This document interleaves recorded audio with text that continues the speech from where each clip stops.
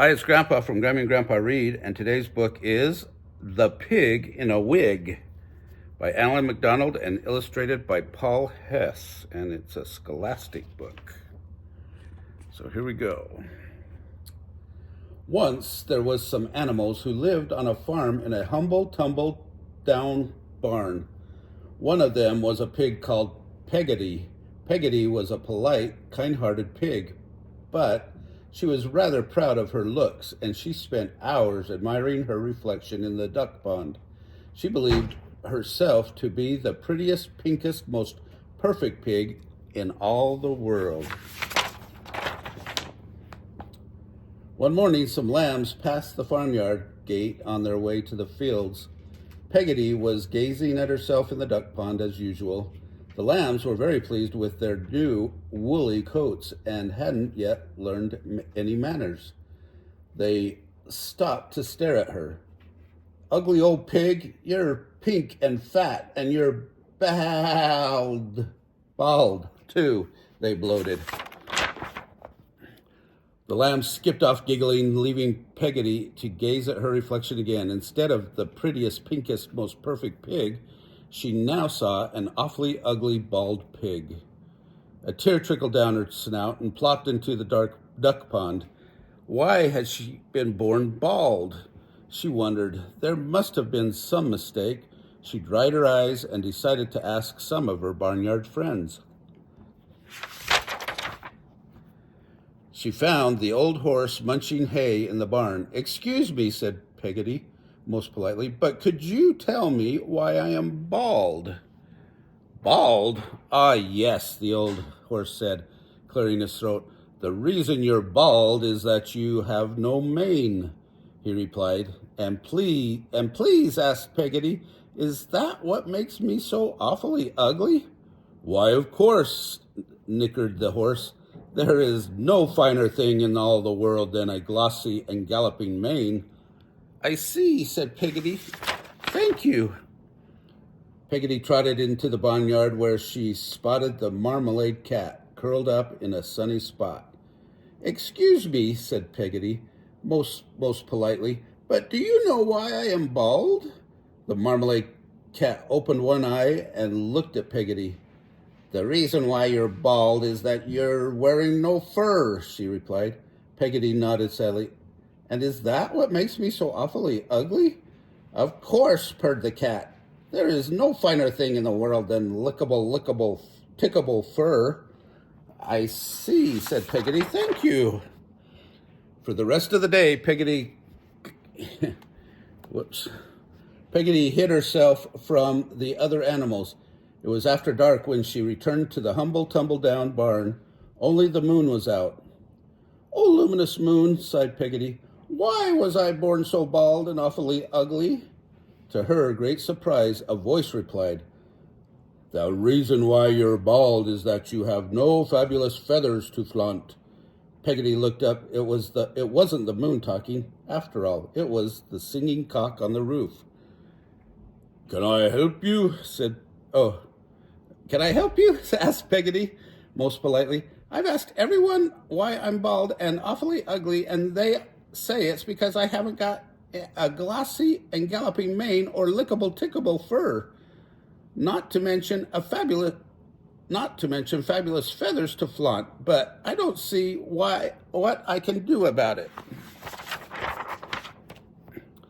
The cock strutted back and forth on the crest of the roof. "It would indeed be a strange and wonderful sight if a pig could grow feathers," the cock crowed. Suddenly, Peggotty got an idea. Without thanking the singing cock or bidding it good night, she trotted into the barn. All that night, while the other animals slept, strange rustling and scuffling sounds came from Peggotty's corner. When the first sunlight crept into the barn, the cock crowed and the animals stretched and yawned and shuffled out into the yard. Everyone stared at Peggotty. Overnight, she had grown hair, golden locks of hair as curly as a pig's tail. Peggotty tossed her head proudly and paraded in front of them.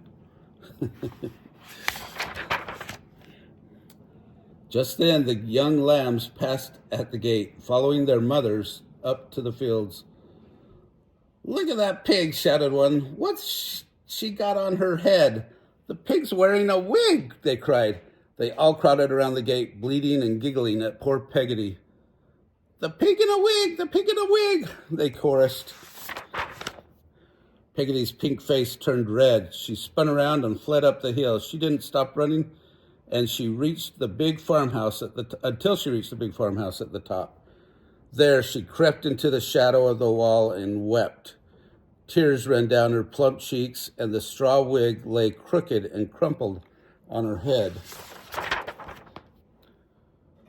"Whoa, whoa," a voice wailed nearby. Peggotty sniffled and listened. It was coming from the farmhouse. "Hush, hush, my darling. Don't cry, my precious," another voice sang. Standing on her hind legs, Peggotty could just see in the window. The farmer's wife sat on the floor washing something in a tub. In the tub of water lay a baby, human. Its eyes were screwed up tight, and its two tiny hands waved in the air. It was as pink as Peggotty, but what surprised her most was the baby was completely bald. It was pink, plump, and perfectly hairless human. The farmer's wife tickled the baby's round tummy.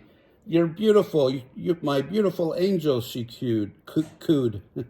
The baby began to gurgle and giggle. Peggotty pressed her face against the glass, smiling back.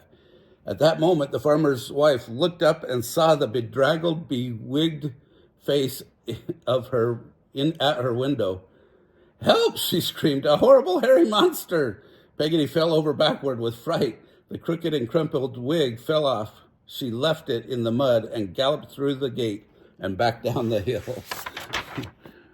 That night, Peggotty told her story to the other animals in the humble, tumble-down barn. "And so," she concluded, if you are hairy, humans think you are a horrible monster. But if you are bald," and here she blushed modestly, "they call you an angel. And they say you are beautiful," she added, holding up her head a little higher. Peggotty has never worn a wig since that day, and she doesn't believe that the finest thing in all the world is a glossy, gallopy mane or a lickable, tickable fur or fabulous feathers to flaunt. She thinks that pigs are born just perfect. I'd have to agree. What do you guys think? Pigs are beautiful.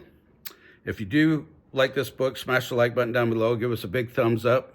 Remember to subscribe to our channel of Grammy and Grandpa Read, and watch the playlist for animals.